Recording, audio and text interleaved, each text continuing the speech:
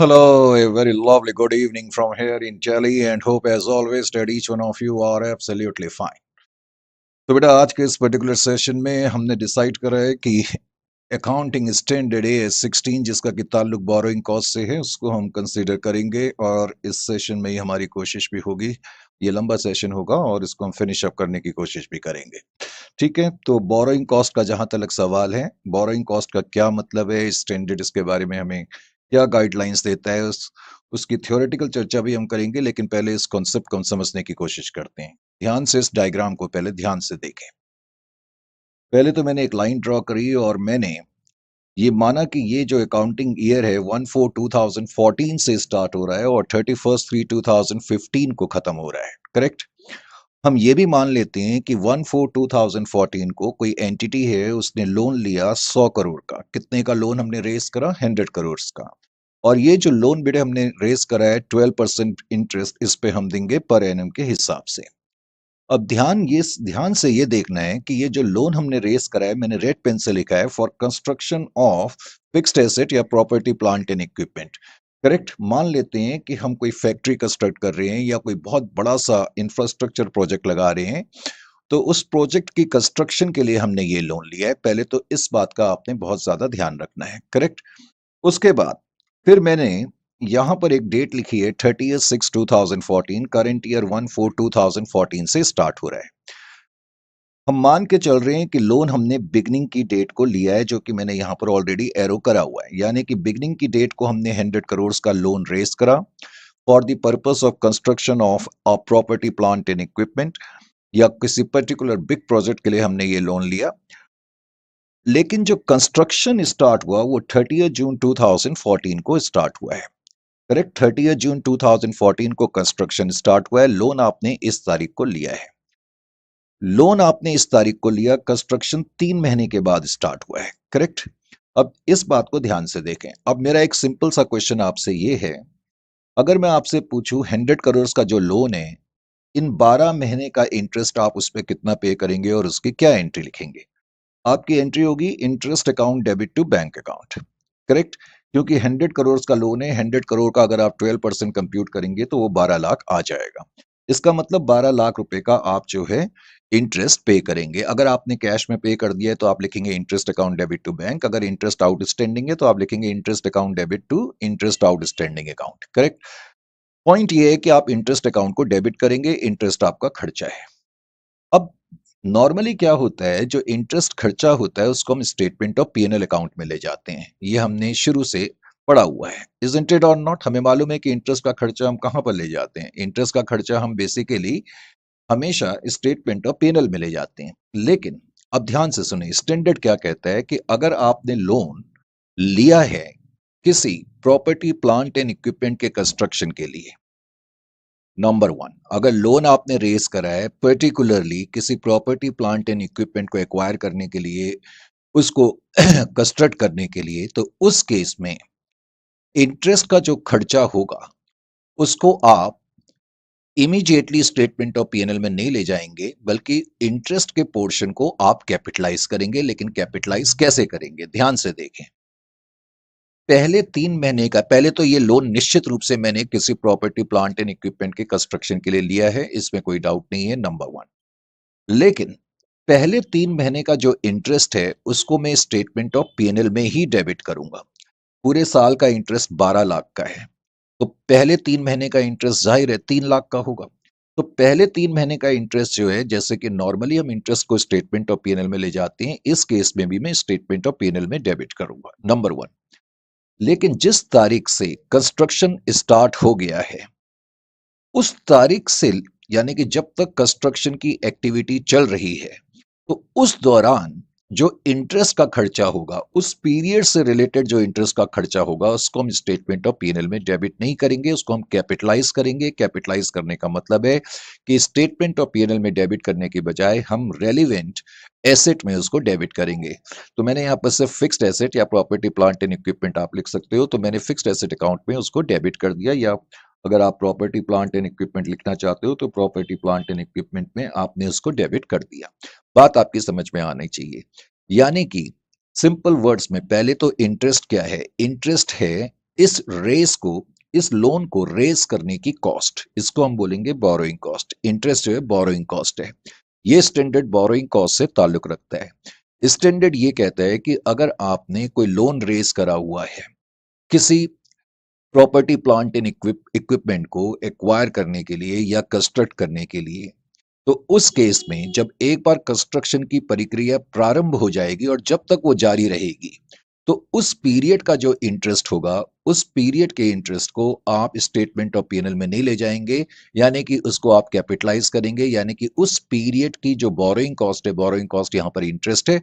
तो generally interest ही borrowing cost होती है, हालांकि कुछ और चीजें भी बोरोइंग कॉस्ट में शामिल हो सकती है, जिसकी चर्चा हम अभी बात में करेंगे। तो ये पॉइंट अब आपके समझ में आ जाना चाहिए कि जिस तारीख से कंस्ट्रक्शन स्टार्ट हुआ, उस पीरियड से लेकर के जब तक कंस्ट्रक्शन जारी रहेगा, तब तक जो भी हम इंटरेस्ट पे करेंगे, उस इंटरेस्ट को हम स्टेटमेंट ऑफ पीएनएल में नहीं ले जाएंगे, बल्कि हम रेलिवेंट एसेट अकाउंट में डेबिट करेंगे। बात समझ में आ गई? Number one. नंबर टू, अब 1/4/2015 ये next year accounting year start हो गया। नेक्स्ट अकाउंटिंग ईयर की स्टार्टिंग यहां से हुई 31/3/2016। कंस्ट्रक्शन, क्योंकि जब हम कोई बहुत बड़ा प्रोजेक्ट कंस्ट्रक्ट करते हैं तो उसमें टाइम लगता है उसके कंप्लीट होने में, तो नेक्स्ट ईयर में पूरे साल कंस्ट्रक्शन जारी रहा। बिकॉज इस साल, ये पूरे साल कंस्ट्रक्शन जारी रहा है, पूरे साल कंस्ट्रक्शन जारी रहा है, तो इस पर्टिकुलर पीरियड का जो इंटरेस्ट होगा, जो कि 12 लाख ही होगा, 100 करोड़ का लोन है, 12% पर एनम के हिसाब से आप इंटरेस्ट कंप्यूट करेंगे तो वो कितना आएगा? 12 लाख रुपए का आएगा। तो 12 लाख रुपए का जो इंटरेस्ट होगा, पहले तो आप interest account debit to bank या इंटरेस्ट आउटस्टैंडिंग एंट्री लिखेंगे। अगर आपने कैश पे कर दिया है टू बैंक, आउटस्टैंडिंग है तो टू इंटरेस्ट आउटस्टैंडिंग। पहले तो इंटरेस्ट की एंट्री आपने करी नॉर्मल तरीके से। अब क्या इस इंटरेस्ट को हम स्टेटमेंट ऑफ पीएनएल में डेबिट करेंगे या रेलिवेंट एसेट अकाउंट में डेबिट करेंगे? करेक्ट। रेलिवेंट एसेट अकाउंट में डेबिट करने का मतलब है कि हम उसको कैपिटलाइज करेंगे। इस केस में हम कैपिटलाइज करेंगे क्योंकि अभी कंस्ट्रक्शन की प्रक्रिया जारी है, और मैं कह चुका हूं कि स्टैंडर्ड ये कहता है कि जब तक कंस्ट्रक्शन की गतिविधि या एक्टिविटी जारी रहेगी, उस पर्टिकुलर पीरियड से रिलेटेड जो भी बोरोइंग कॉस्ट होगी, यानी कि जो इंटरेस्ट होगा, उसको आप कैपिटलाइज करेंगे। इसलिए आपकी दूसरी entry fixed asset account debit to bank account होगी। इस पॉइंट को समझने के बाद अब हम जरा नेक्स्ट ईयर में आते हैं। पहला साल 1/4/2014 से स्टार्ट हुआ, 31/3/2015 को खत्म हुआ। दूसरा साल 1/4/2015 से स्टार्ट हुआ, 31/3/2016 को खत्म हुआ। अब ये थर्ड ईयर स्टार्ट हो रहा है। अब थर्ड ईयर जब स्टार्ट हो रहा है, तो थर्ड ईयर में आपने क्या नोट करा कि 1/4/2016 से अकाउंटिंग ईयर स्टार्ट हो रहा है, 31/3/2017 को खत्म हो रहा है। लेकिन नोट क्या करने वाला पॉइंट है, ध्यान से देखें, इस तारीख से लेकर के इस तारीख तक, करेक्ट, कंस्ट्रक्शन, मैंने लिखा है कंस्ट्रक्शन ऑन, यानी कि कंस्ट्रक्शन एक्टिविटी जारी है। इस तारीख से लेकर के इस तारीख तक, 30 सितंबर 2017 तक, 1/4/2016 से लेकर के 30/9/2016 होना चाहिए। तो इन 6 महीने तक अभी कंस्ट्रक्शन इस साल जारी है। तो ये जो पहले 6 महीने का इंटरेस्ट होगा, बिकॉज कंस्ट्रक्शन अभी जारी है, तो उस पीरियड से रिलेटेड जो भी इंटरेस्ट का खर्चा, बोरोइंग कॉस्ट होगी, उसको हम कैपिटलाइज करेंगे। मैंने लिखा भी है कि कंस्ट्रक्शन इज ऑन, और इस पीरियड का जो खर्चा होगा उसको हम कैपिटलाइज करेंगे, इसमें कोई डाउट नहीं है। अब क्या हुआ, इस तारीख से लेकर के 30/9/2016 से लेकर के 31/12/2016 तक, इन 3 महीने में हमारा कंस्ट्रक्शन जो है थोड़ा सा बाधित हो गया, इंटरप्ट हो गया। क्या हो गया?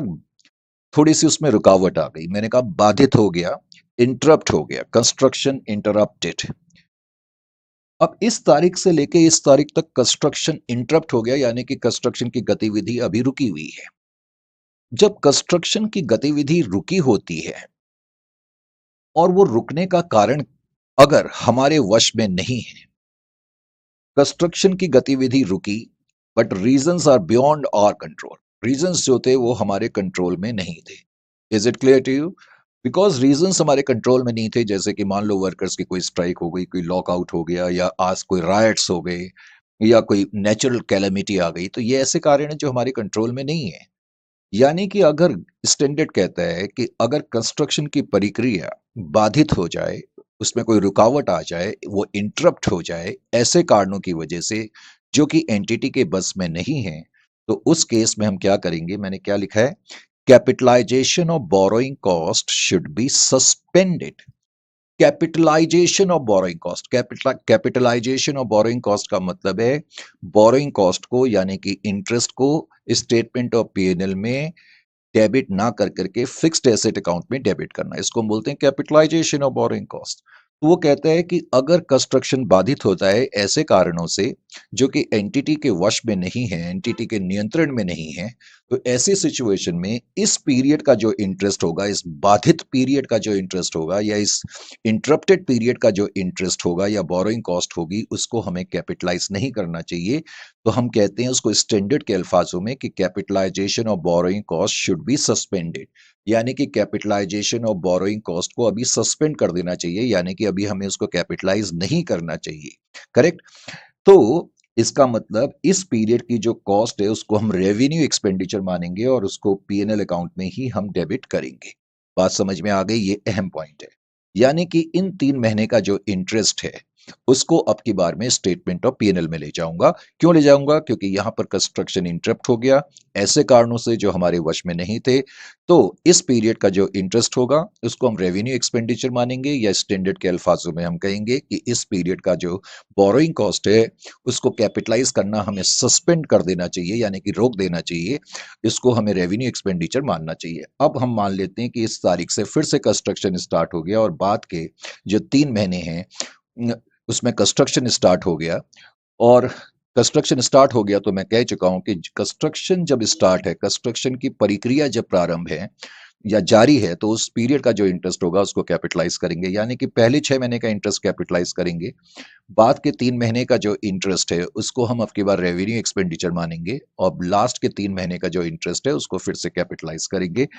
तो पूरे साल का जो इंटरेस्ट है उसकी तो ये एंट्री होगी 12 लाख। जस्ट समझाने के लिए मैंने ऐसे लिख दिया, पहले 6 महीने का जो इंटरेस्ट है उसको मैं फिक्स्ड एसेट या प्रॉपर्टी प्लांट एंड इक्विपमेंट में डेबिट करूंगा।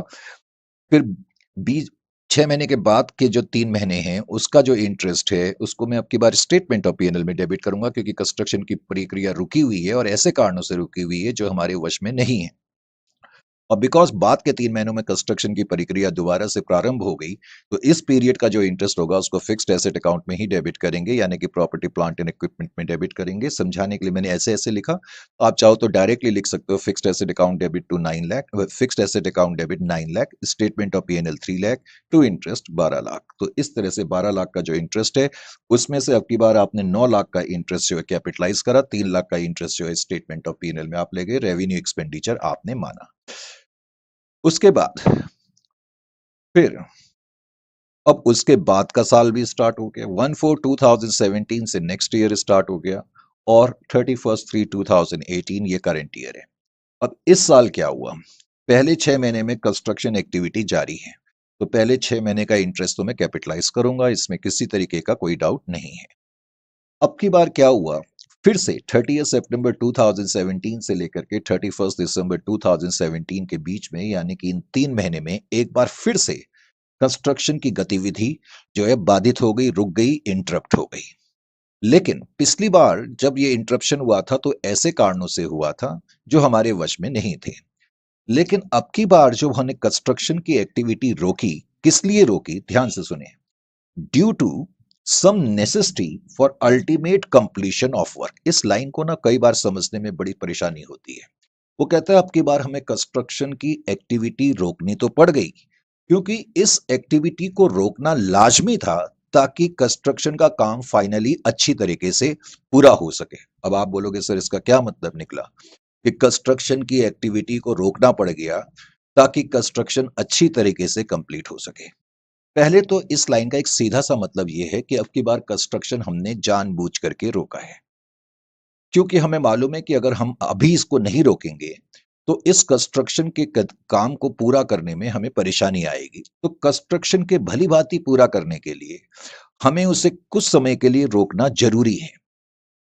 इसका एग्जाम्पल अभी मैं थोड़ी देर में तुम्हें दूंगा, लेकिन अभी पहले तो ये समझने की कोशिश करो कि अब की बार जो इंटरप्शन हुआ है एक तरीके से उसको हमने जानबूझ करके करा है। हालांकि हम ऐसा वर्ड यूज नहीं करते हैं, क्योंकि स्टैंडर्ड की जो लैंग्वेज है वो ये कहती है कि अब की बार इसको रोकना जरूरी हो गया है ताकि कंस्ट्रक्शन का कार्य बाद में अच्छी तरीके से कंप्लीट हो सके। यानी कि अगर कंस्ट्रक्शन की एक्टिविटी इन कारणों से बाधित होती है तो इस केस में कैपिटलाइजेशन ऑफ बोरोइंग कॉस्ट को सस्पेंड नहीं करना है।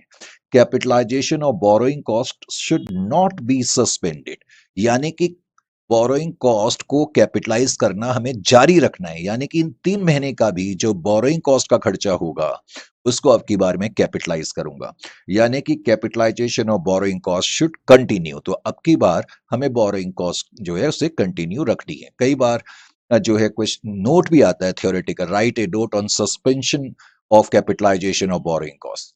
तो इसमें आपका आंसर यही होना चाहिए कि कभी भी अगर कंस्ट्रक्शन की गतिविधि इंटरप्ट हो जाती है ऐसे कारणों से जो हमारे वश में नहीं है, तो तब तो हम कैपिटलाइजेशन ऑफ बोरोइंग कॉस्ट को सस्पेंड करेंगे, यानी कि उस पीरियड का इंटरेस्ट मैं कैपिटलाइज नहीं करूंगा, उसको रेवेन्यू एक्सपेंडिचर मानूंगा। लेकिन अगर कंस्ट्रक्शन की गतिविधि रुकती है ऐसे कारणों से, क्योंकि वो कारण क्योंकि इनको रोकना जरूरी है ताकि कंस्ट्रक्शन का कार्य भली भांति बाद में अच्छी तरीके से कंप्लीट हो सके, तो ऐसी सिचुएशन में, यानी कि ऐसे इंटरप्शन पीरियड में हम कैपिटलाइजेशन को कंटिन्यू रखेंगे, उसको सस्पेंड नहीं करेंगे, यानी कि इस पीरियड का इंटरेस्ट भी कैपिटलाइज करा जाएगा। फिर बाद के 3 महीने का कंस्ट्रक्शन एक्टिविटी जारी रही, और उसके बाद मैंने लिखा है बाद की जो कंस्ट्रक्शन एक्टिविटी जारी रही, तो जाहिर है कि कंस्ट्रक्शन की एक्टिविटी जारी हो गई, तो इस पीरियड का जो इंटरेस्ट है उसको हम कैपिटलाइज करेंगे, यानी कि अब की बार पहले 6 महीने का, बाद के 6 महीने का, और लास्ट के तीन बाद के 3 महीने का, और उसके भी बाद के 3 महीने का जो इंटरेस्ट है हम सारा का सारा इंटरेस्ट कैपिटलाइज करेंगे। तो interest account debit to bank account, लेकिन समझाने के लिए मैंने ऐसे लिख दिया, fixed asset account debit 6 lakh, fixed asset account debit 3 lakh, fixed asset account debit 3 lakh, to interest account 12 lakh. से समझाने के लिए आप चाहो तो डायरेक्टली लिख सकते हो, fixed asset account debit 12 lakh, to interest account 12 lakh. Correct. आइए जी, अब उसके बाद का भी नेक्स्ट उसके बाद का भी अकाउंटिंग ईयर स्टार्ट हुआ 1/4/2018 से, अकाउंटिंग ईयर स्टार्ट हुआ है 31/3/2019 को खत्म हुआ है। अब क्या हुआ, मान लेते हैं 30 जून को 2018 को, पहले 3 महीने के बाद कंस्ट्रक्शन तो जारी रहा यहाँ पर, और यहाँ पर इस पॉइंट पर कंस्ट्रक्शन कंप्लीट हो गया, यानी कि इस साल में क्या करूंगा, पहले 3 महीने का इंटरेस्ट तो कैपिटलाइज करूंगा, और यहां पर कंस्ट्रक्शन कंप्लीट हो गया है। जब कंस्ट्रक्शन कंप्लीट हो गया है तो उसको स्टैंडर्ड की लैंग्वेज में कहते हैं सीसेशन। सीसेशन, सीसेशन का मतलब है हमेशा के लिए रोकना। सीसेशन का मतलब होता है हमेशा के लिए रोकना,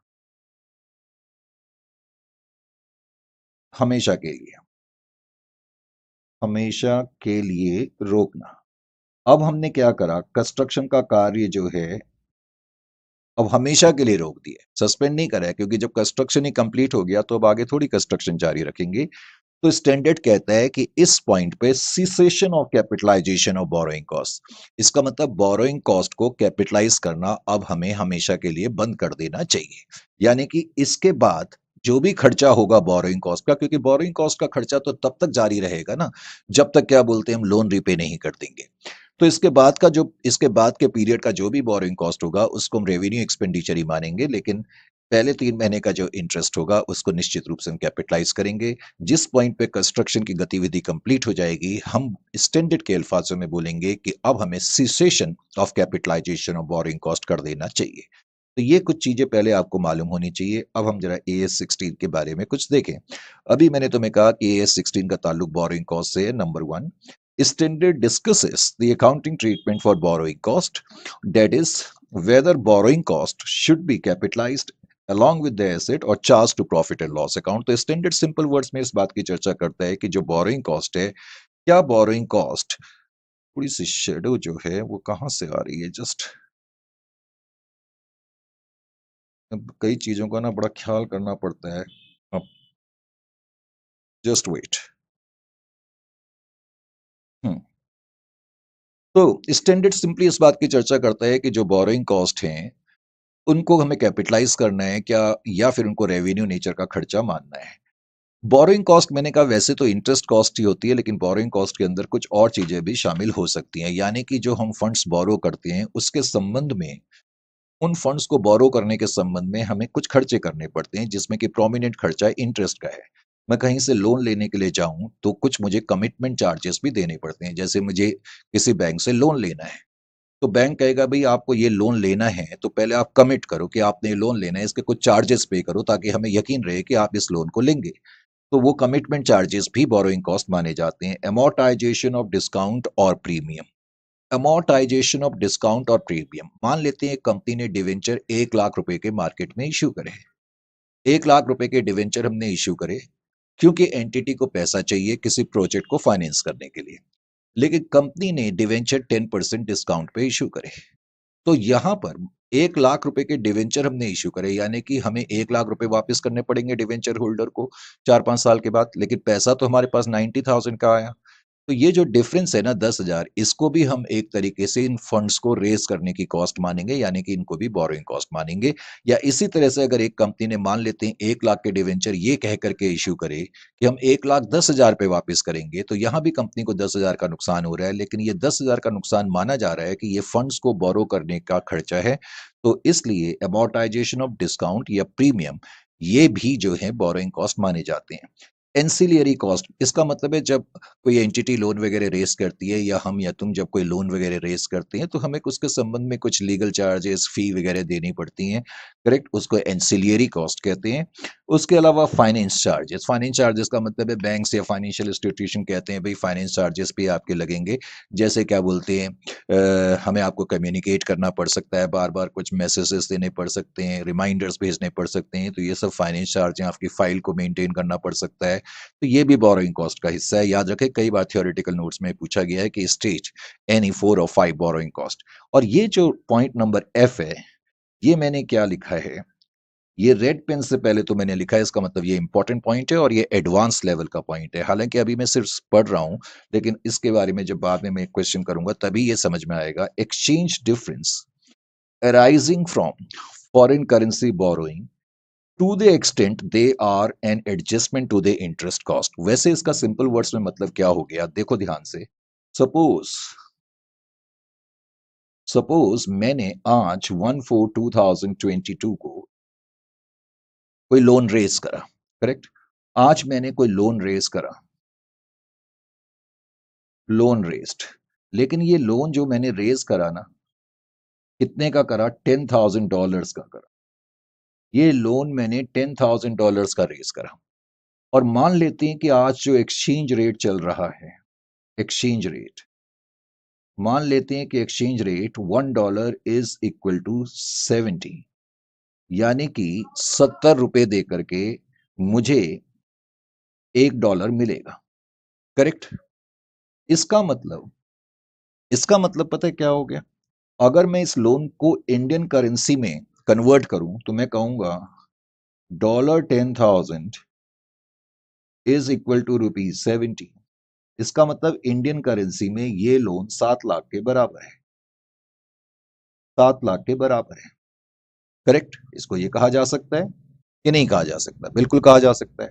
अब हम मान लेते हैं ईयर के एंड में एक्सचेंज रेट जो है, exchange rate $1 is equal to 80 है, यानी कि अब इसको अकाउंटिंग लैंग्वेज में, सॉरी बिजनेस लैंग्वेज में या इकोनॉमिक्स के लैंग्वेज में हम कहते हैं कि इंडियन रुपी का डिवैल्यूएशन हो गया। डिवैल्यूएशन का मतलब है कि अब मुझे $1 हासिल करने के लिए पहले तो इस तारीख को तो मैं कितने रुपए दे रहा था, 70 रुपए, और ईयर के एंड में 31/3/23 को $1 80 रुपए के बराबर है। इसका मतलब अब $1 को हासिल करने के लिए मुझे 80 रुपए देने पड़ेंगे। तो एक्सचेंज रेट में डिफरेंस आ जाता है और आते रहता है, इसमें तो कोई डाउट नहीं।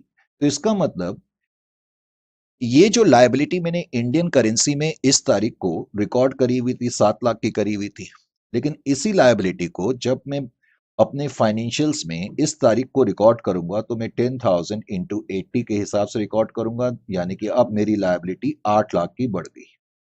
कितने की हो गई? 8 लाख की हो गई। पहले तो ये जो डिफरेंस आ जाएगा, ये कितने का आ गया? 1 लाख का। निश्चित रूप से ये मेरे लिए नुकसान है, निश्चित रूप से ये मेरे लिए नुकसान है। मैंने लोन फॉरेन करेंसी में रेस करा, उसकी वजह से ये एक्सचेंज डिफरेंस आया। ये एक्सचेंज डिफरेंस मेरे लिए लॉस है क्योंकि मेरी लायबिलिटी अब बढ़ गई है। Exchange difference 1 lakh arising from foreign currency borrowing, foreign currency borrowing की वजह से ये एक्सचेंज डिफरेंस जो आया, नॉर्मली क्या होता है कि ये जो एक्सचेंज डिफरेंस होता है इसको हम स्टेटमेंट ऑफ पीएनएल में ले जाते हैं। नॉर्मली तो यही होता है, नॉर्मली यही होता है कि जो एक्सचेंज डिफरेंस होता है उसको हम स्टेटमेंट ऑफ पीएनएल में डेबिट या क्रेडिट करते हैं। अगर नुकसान है तो डेबिट करेंगे, फायदा है तो क्रेडिट करेंगे। लेकिन स्टैंडर्ड ये कहता है कि अगर आपने लोन, ये फॉरेन करेंसी लोन कहीं से भी हो सकता है, चाहे आप डोमेस्टिक मार्केट से लो चाहे फॉरेन मार्केट से लो। अगर आपने कोई लोन रेज करा है किसी फिक्स्ड एसेट की कंस्ट्रक्शन के लिए या एक्विजिशन के लिए, तो स्टैंडर्ड क्या कहता है, ऐसी सिचुएशन में फॉरेन करेंसी में लिए हुए लोन की बदौलत अगर कोई डिफरेंस आएगा तो उस डिफरेंस का कुछ हिस्सा आपको कैपिटलाइज करना पड़ सकता है। कितना कितना कैपिटलाइज करना पड़ सकता है, कैसे करना पड़ सकता है, ये तो अभी मैं बाद में बताऊंगा, लेकिन अभी मैं हल्का सा ये मतलब बताने की कोशिश कर रहा हूं।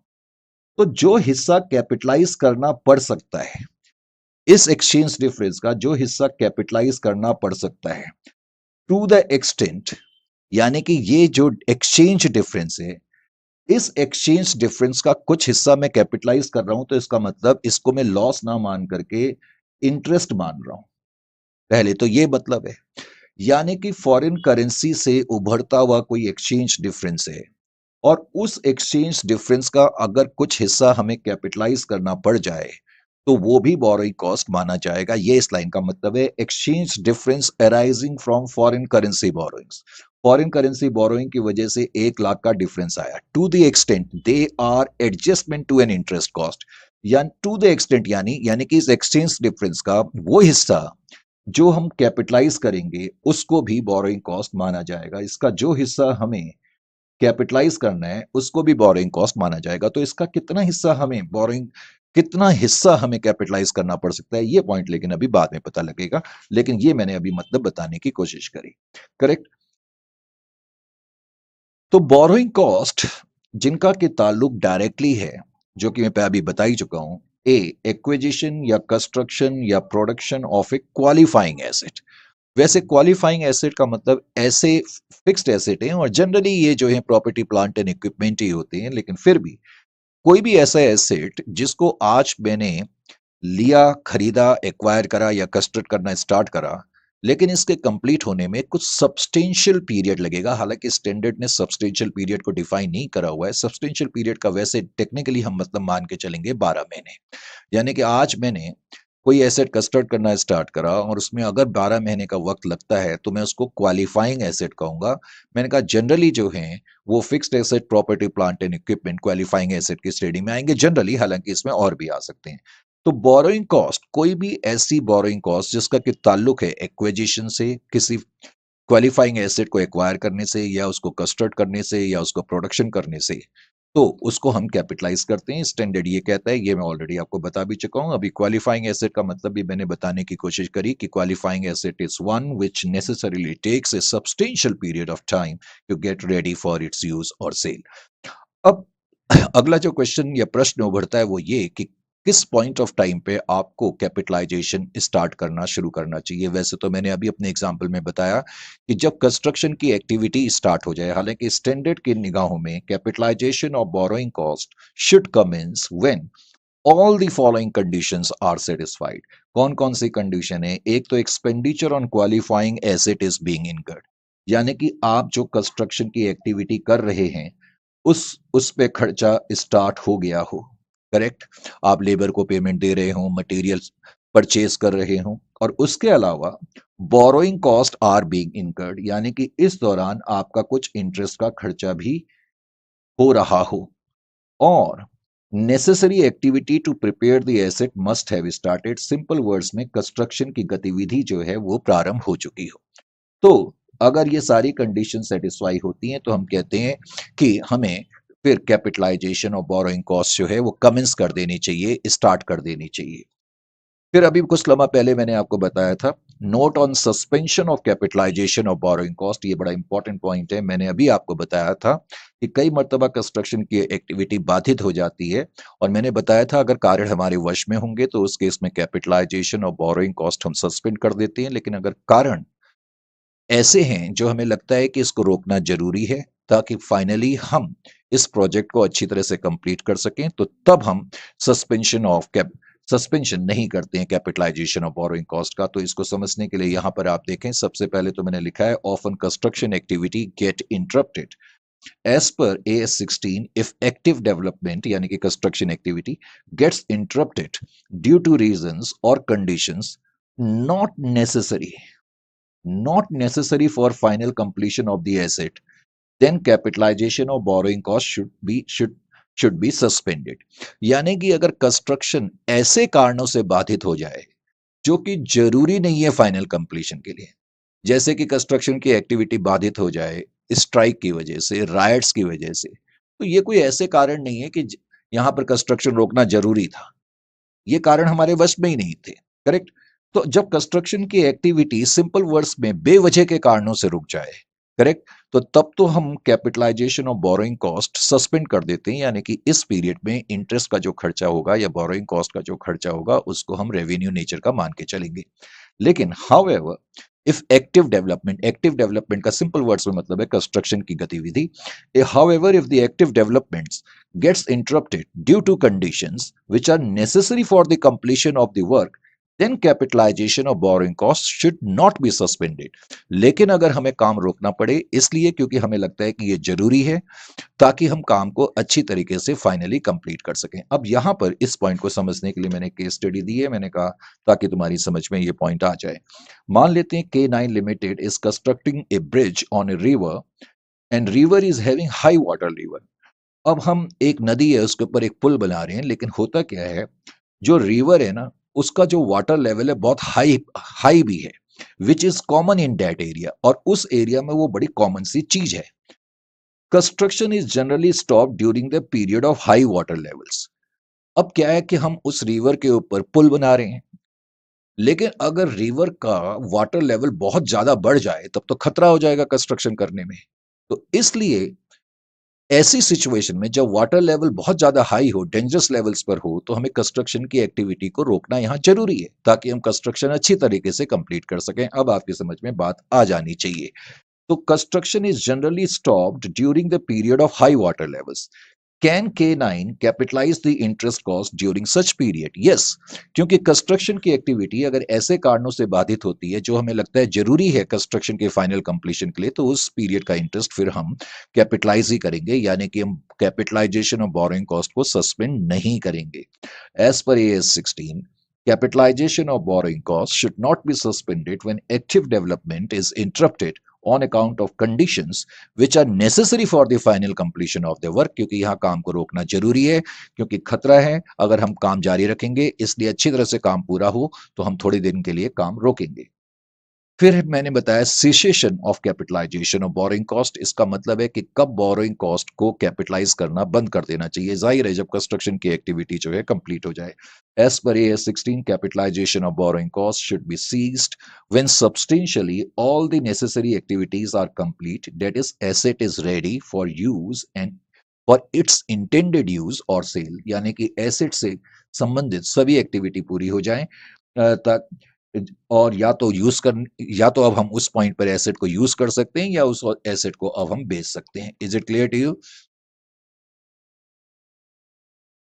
आइए जी, अब अगला पॉइंट क्या है। अगले पॉइंट को समझने के लिए मैंने थोड़ी सी ना लाइटिंग एडजस्ट करनी पड़ रही है। आज लग रहा है लाइटिंग थोड़ी सी ठीक तरीके से एडजस्ट नहीं हो पाई है। जस्ट एक मिनट में जरा देखने की कोशिश करता हूँ।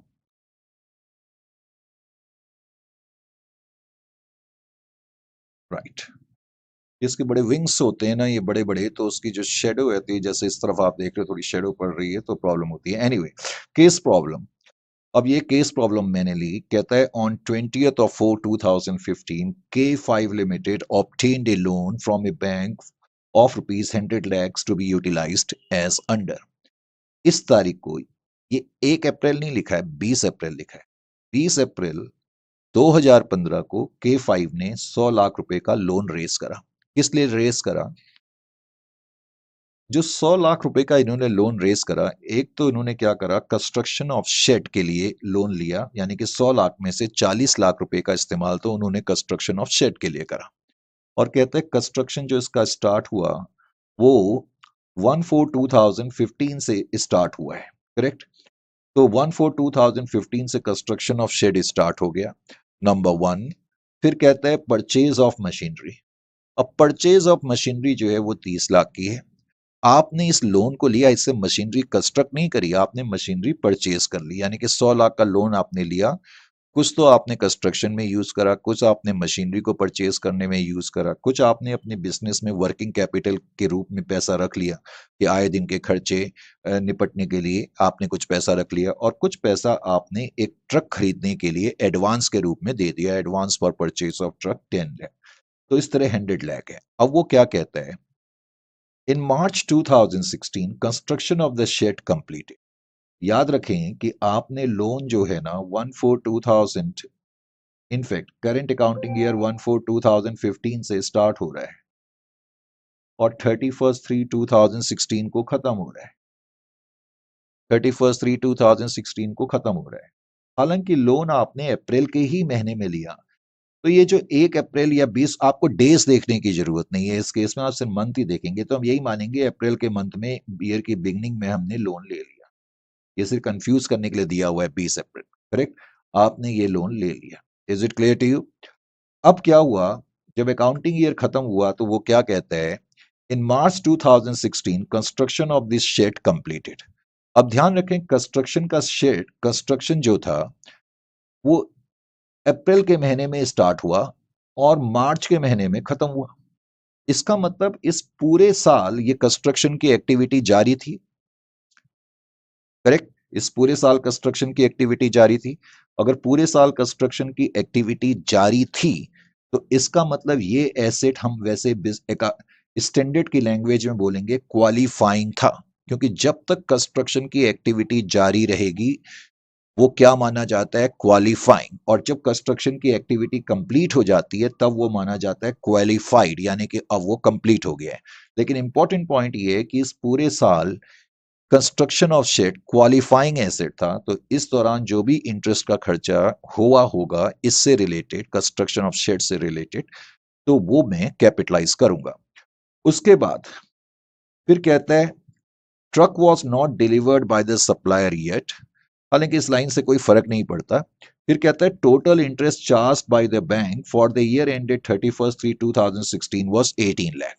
याद रखो, तुमने लोन्स जो लिया हुआ है 100 लाख का लिया है, तुम्हें दिया ही हुआ है कि पूरे साल में बैंक ने 18 लाख रुपए का इंटरेस्ट चार्ज करा, 18 लाख रुपए का इंटरेस्ट चार्ज करा है 100 लाख रुपए के लोन पर।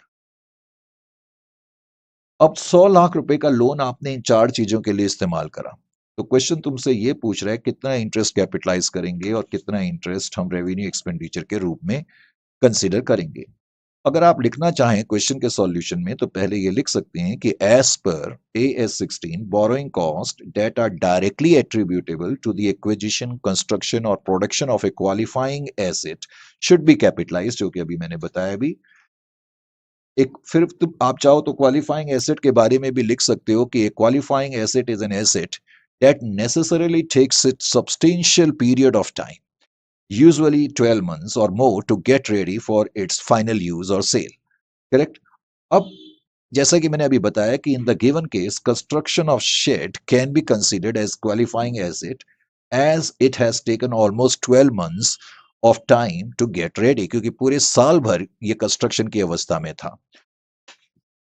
The other costs are ready to use at the time of acquisition.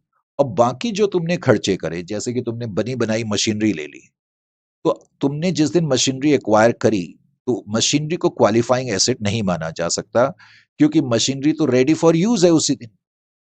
बात समझ में आई? क्वालिफाइंग एसेट तो वो होता है जो हासिल करने के बाद अभी यूज करने में जिसमें कि मिनिमम 12 मंथ्स का टाइम लगे। तो यहाँ मशीनरी तो बनी बनाई ले ली ना आपने, इसलिए मशीनरी को क्वालिफाइंग एसेट नहीं माना जाएगा। मशीनरी से रिलेटेड खर्चा मैं जो है रेवेन्यू नेचर का खर्चा मानूंगा, उसको मैं कैपिटलाइज नहीं करूंगा। इसी तरह से जो वर्किंग कैपिटल है वो वर्किंग कैपिटल, और वर्किंग कैपिटल तो क्वालिफाइंग एसेट हो ही नहीं सकता ना। क्वालिफाइंग एसेट का मतलब क्या हो गया, एक एसेट है आपने एक्वायर करा, कंस्ट्रक्ट करा, अब इसके यूज करने में टाइम लगेगा। तो वर्किंग कैपिटल तो सिर्फ पैसा है, वो पैसा आपने रखा हुआ है, तो उस पैसे का जो खर्चा होगा वो आप रेवेन्यू नेचर का खर्चा मानेंगे। बाकी जो आपने एडवांस पे करा, इनफैक्ट वर्किंग कैपिटल और एडवांस, भले ही ये एडवांस आपने ट्रक के लिए पे करा, लेकिन ये तो एडवांस पे करा है ना आपने, तो एडवांस जो है वो करंट एसेट है। करंट एसेट से रिलेटेड जो खर्चा होगा, क्योंकि करंट एसेट क्वालिफाइंग एसेट हो ही नहीं सकते, तो इसलिए इनसे रिलेटेड खर्चा जो होगा वो आप रेवेन्यू नेचर का ही मानेंगे। मशीनरी से रिलेटेड भी आप रेवेन्यू नेचर का मानेंगे। क्यों मानेंगे? क्योंकि मशीनरी तो बनी बनाई आपने ली है। तो इस केस में क्या होगा, पहले तो आप इस तरीके से कॉलम बनाएंगे, details, nature, interest capitalised and interest, जो आप पीएनएल में ले जाएंगे। कंस्ट्रक्शन का खर्चा 40 लाख रुपए का है। Construction of shed qualifying asset माना जाएगा, क्योंकि पूरे साल भर ये कंस्ट्रक्शन की अवस्था में था। अब 100 लाख रुपए का लोन है। 100 लाख के लोन पे 18 लाख का इंटरेस्ट है। तो हमें यह देखना है कि 40 लाख, क्योंकि कंस्ट्रक्शन पे 40 लाख का खर्चा हुआ, तो 40 लाख पे कितना इंटरेस्ट बनेगा? 7.20 बनेगा। तो 7.20 का इंटरेस्ट आप कैपिटलाइज करेंगे। मशीनरी जो है वो 18 लाख रुपए की है, सॉरी 30 लाख रुपए की। 100 लाख पे 18 लाख का इंटरेस्ट है। मशीनरी पे खर्चा आपने 30 लाख का करा, तो 30 लाख पे इंटरेस्ट कितना बनेगा? 5.4 लाख का बनेगा। इसको आप कैपिटलाइज नहीं करेंगे, इसको आप रेवेन्यू नेचर का मानेंगे, एंड सो ऑन। इसी तरह से जो वर्किंग कैपिटल है 20 लाख की है, 18/100, ये तो कुल इंटरेस्ट है 100 लाख के लोन पे, तो 20 लाख के लोन पे इंटरेस्ट 3.60 हो जाएगा। ये भी रेवेन्यू नेचर का खर्चा होगा। इसी तरह एडवांस का आप कंप्यूट करेंगे, तो टोटल जो आपने 18 लाख रुपए का इंटरेस्ट पे करा, उसमें से 7.20 का इंटरेस्ट जो है वो आप क्या करेंगे? कैपिटलाइज करेंगे, और 10.80 का इंटरेस्ट जो है वो आप रेवेन्यू नेचर का खर्चा मान के चलेंगे। इस शीट में कुछ नहीं है, ये रफ शीट है। उसके बाद फिर नेक्स्ट जो केस स्टडी है उसको आप जरा ध्यान से देखें। नेक्स्ट केस स्टडी में क्या है? केस प्रॉब्लम 2, वो कहता है on 1/10/2017 K7 construction limited obtained a loan of 32 crore to be utilised as under, correct. कहता है construction of sea link across 2 cities.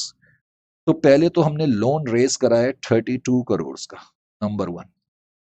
32 crore का मतलब कितना हो गया? 32, कितने जीरो होते हैं भाई? 7 जीरो होते हैं, हाँ जी। तो 3,200 लैक्स, 32 करोड़ कह लो या 3,200 लैक्स कह लो, बात एक ही है। फिर कहता है कि जो इतना लोन आपने रेज करा ना, उसमें से, और वो लोन आपने जो रेज करा है, कहता है एक तो आपने construction of sea link across 2 cities, ये सिटी 1 है, ये सिटी 2 है, करेक्ट। इन दोनों के बीच में एक सी है, ये सी है, समुद्र है। अब इसके ऊपर कुछ ब्रिज बनाने का या रोड बनाने का आपने कंस्ट्रक्शन लिया, ताकि ये दोनों सिटीज जो है लिंक हो जाएं। तो construction of sea link across 2 cities, correct, और उसका खर्चा जो बना वो 25 करोड़ का बना है, करेक्ट। 32 करोड़ का आपने लोन लिया, जिसमें से 25 करोड़ का पैसा तो आपने कंस्ट्रक्शन ऑफ सी लिंक पे यूटिलाइज करा। लेकिन यहां पर तुम्हें थोड़ा सा कंफ्यूज करने के लिए ब्रैकेट में लिखा है कि work was held for a month during the year due to high water levels. क्योंकि हम अभी, मैंने एक एग्जांपल भी आपको कराया था जिसमें मैंने रिवर का केस लिया था। मैंने उसमें बताया था कि हम ब्रिज बना रहे हैं और हाई वाटर की वजह से बीच में हम कुछ काम रोक रहे हैं, लेकिन मैंने ये भी बताया था कि जब हम काम जानबूझ करके रोकें, क्योंकि हमें लगता है कि यहाँ रोकना जरूरी है ताकि हम फाइनली कार्य को अच्छी तरह से कंप्लीट कर सकें, तो ऐसे पीरियड में, इवन रुके हुए पीरियड में, जो इंटरप्टेड पीरियड है, उस पीरियड का भी जो इंटरेस्ट होगा उसको कैपिटलाइज करते हैं। यहां हम बोरोइंग कॉस्ट का कैपिटलाइजेशन सस्पेंड नहीं करते हैं, इसका अंदर कैपिटलाइज करते हैं। तो इसका मतलब इससे कोई फर्क नहीं पड़ेगा इस लाइन से, क्योंकि इस पीरियड का इंटरेस्ट भी मुझे कैपिटलाइज करना पड़ेगा। तो construction of sea link across the 2 cities निश्चित रूप से ये क्वालिफाइंग एसेट है, और इसका जो इंटरेस्ट का खर्चा होगा वो मैं कैपिटलाइज करूंगा। फिर कहता है purchase of equipment and machinery. अब because purchase of equipment and machinery, अब ये इक्विपमेंट और मशीनरी मैंने परचेज करें, इसका मतलब ये तो रेडी फॉर यूज है ना ऑलरेडी।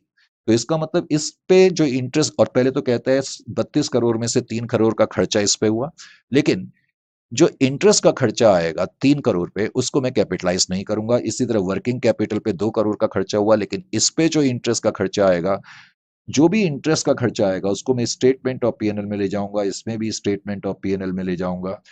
फिर हमने कुछ व्हीकल परचेज करें, बिकॉज हमने ये परचेज करें, तो इस पे भी जो इंटरेस्ट का खर्चा होगा वो भी स्टेटमेंट ऑफ पीएनएल में ले जाया जाएगा। Purchase of technical know how, तो ये भी हमने परचेज करें, इस पे भी जो इंटरेस्ट का खर्चा होगा वो कहता है, पहले तो ध्यान ये रखना फिगर्स तो करोड़ में दी हुई हैं और यहां पर कहता है 50 लाख। 50 लाख को अगर मैं करोड़ में करूं तो ये 0.5 करोड़ आ गया, 0.5 करोड़। तो 32 करोड़ में से 0.5 करोड़ आपने परचेज ऑफ व्हीकल पे यूज करे, इस पे जो इंटरेस्ट का खर्चा होगा उसको भी स्टेटमेंट ऑफ पीएनएल में आप ले जाएंगे। Purchase of technical know how, अब कहते हैं यहाँ पर 100 लाख, 100 लाख का मतलब कितना हो गया, 1 करोड़। तो इस 1 करोड़ पे जो इंटरेस्ट का खर्चा आएगा वो आप स्टेटमेंट ऑफ पीएनएल में ले जाएंगे। एडवांस का खर्चा 50 लाख दिया है तो 0.5 करोड़, तो 0.5 करोड़ पे जो इस इंटरेस्ट आएगा वो भी आप स्टेटमेंट ऑफ पीएनएल में ले जाएंगे। अब उसने ये भी दे दिया कि टोटल इंटरेस्ट बैंक ने जो चार्ज करा वो 80 लाख का चार्ज करा। 80 लाख का मतलब है बैंक ने जो इंटरेस्ट चार्ज करा है वो 0.8 करोड़ का चार्ज करा है। टोटल इंटरेस्ट 0.8 करोड़ का बैंक ने चार्ज करा है। तो अब आप इंटरेस्ट कंप्यूट कर सकते हो। पहले तो मैंने बता ही दिया, केवल पहला जो केस है वो यस है, बाकी सब नो नो है। जो कंस्ट्रक्शन ऑफ सी लिंक है वो तो क्वालिफाइंग एसेट है क्योंकि अभी कंस्ट्रक्शन में चल रहा है, और बाकी सब नो नो मैंने आपको बता ही दिए रीजन के साथ। तो उस पे आप इंटरेस्ट कंप्यूट कर सकते हैं, इसलिए मुझे बताने की जरूरत नहीं है। तो इंटरेस्ट कैसे कंप्यूट करेंगे, जैसे कि 32 लाख पे, 32 करोड़ पे, पहला मैं से बता रहा हूँ, 32 करोड़ पे इंटरेस्ट, टोटल इंटरेस्ट बैंक ने जो चार्ज करा है वो 0.8 करोड़ का करा है। 80 लाख की जगह मैंने 0.8 करोड़ कर दिया क्योंकि करोड़ में फिगर है। अब हमने कंस्ट्रक्शन ऑफ सी लिंक में कितना पैसा खर्च करा है, 25 करोड़ करा है। तो इस तरह से जो आएगा ये इंटरेस्ट का खर्चा आ जाएगा, उस इंटरेस्ट के खर्चे को हम जो है कैपिटलाइज करेंगे। तो इस पे खर्चा 62,50,000 का आ रहा है, करेक्ट। बाकी पे इंटरेस्ट का खर्चा 755 लाख, 1,25,000, फिर 250, 125, इसका मतलब बाकी का काम आप कर सकते हैं, इसमें कोई प्रॉब्लम वाली बात नहीं है। ठीक है, इसकी चर्चा अभी नेक्स्ट सेशन में हम जारी रखते हैं। इस सेशन में फिलहाल काफी, और नेक्स्ट सेशन में फिर हम इसको फिनिश अप करेंगे।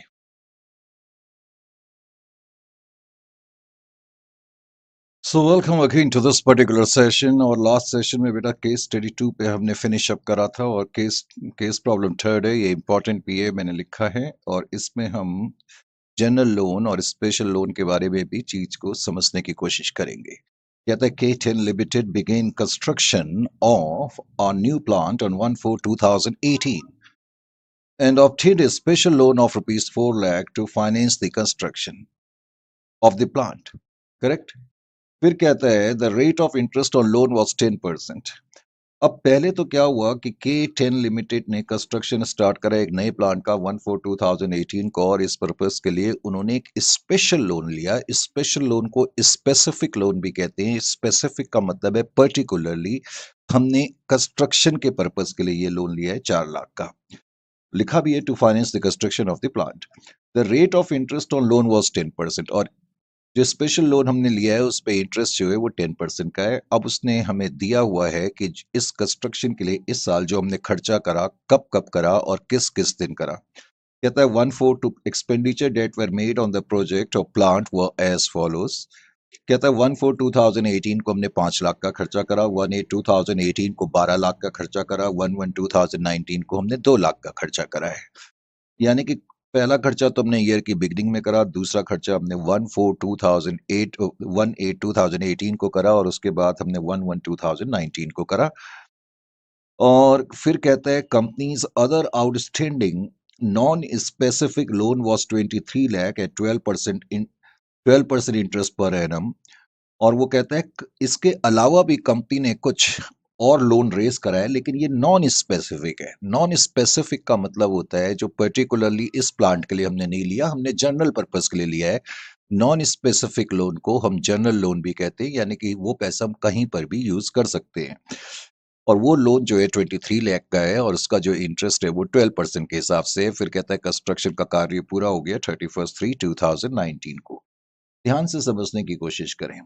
सबसे पहले तो इस क्वेश्चन में मुझे करना क्या पड़ेगा, जब भी क्वेश्चन में स्पेसिफिक लोन और जनरल लोन का केस आएगा, सबसे पहले इस स्टेप में आप एवरेज एक्यूमुलेटेड एक्सपेंसेस कंप्यूट करेंगे।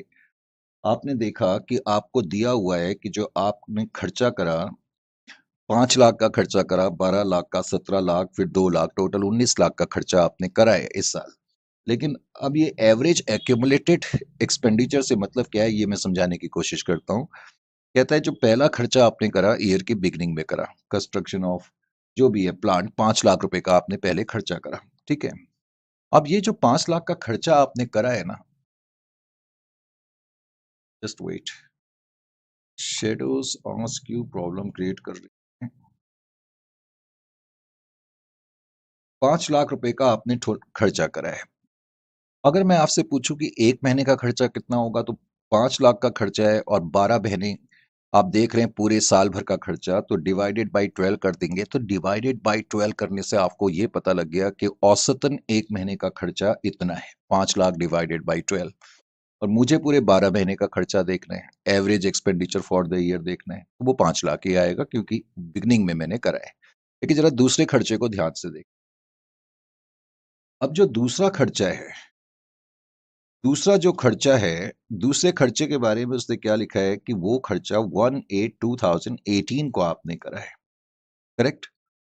12 लाख रुपए का खर्चा है। पहले तो मैं 12 लाख को, क्योंकि ये खर्चा जो है आपने अप्रैल के महीने में नहीं करा, मई के महीने में नहीं करा, जून के महीने में नहीं करा, जुलाई के महीने में नहीं करा, ना अप्रैल के महीने में करा, करेक्ट, ना आपने मई के महीने में करा, ना ये खर्चा आपने जुलाई के जून में करा, ना जुलाई में करा, आपने अगस्त में करा, यानी कि पहले 4 महीने में तो आपने खर्चा ही नहीं करा ना।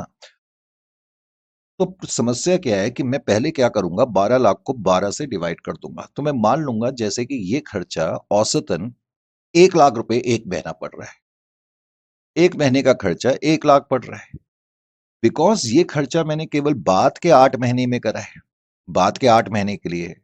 तो इसलिए मैं बाद के 8 महीने से डिवाइड करूंगा, तो मैं यही मानूंगा कि इस साल खर्चा तो मैंने 12 लाख का करा है इस साल, लेकिन बिकॉज मैंने पहले 4 महीने तो ये खर्चा था ही नहीं ना, ये तो बाद के 8 महीने का खर्चा है, तो इसलिए मैं 8 से डिवाइड करूंगा। तो मैं ये मानूंगा कि इस साल 12 लाख में से मैंने प्लांट पे 8 लाख रुपए खर्च करे। ये मतलब है एवरेज एक्सपेंडिचर का, यानी कि जो खर्चे कर रहे हैं उसका कितना हिस्सा इस साल लगा, ये आप देखने की कोशिश कर रहे हैं। इसी तरह 2 लाख का खर्चा आपने 1/1/2019 को करा है, तो अभी इसका मतलब 3 महीने बचे हुए हैं।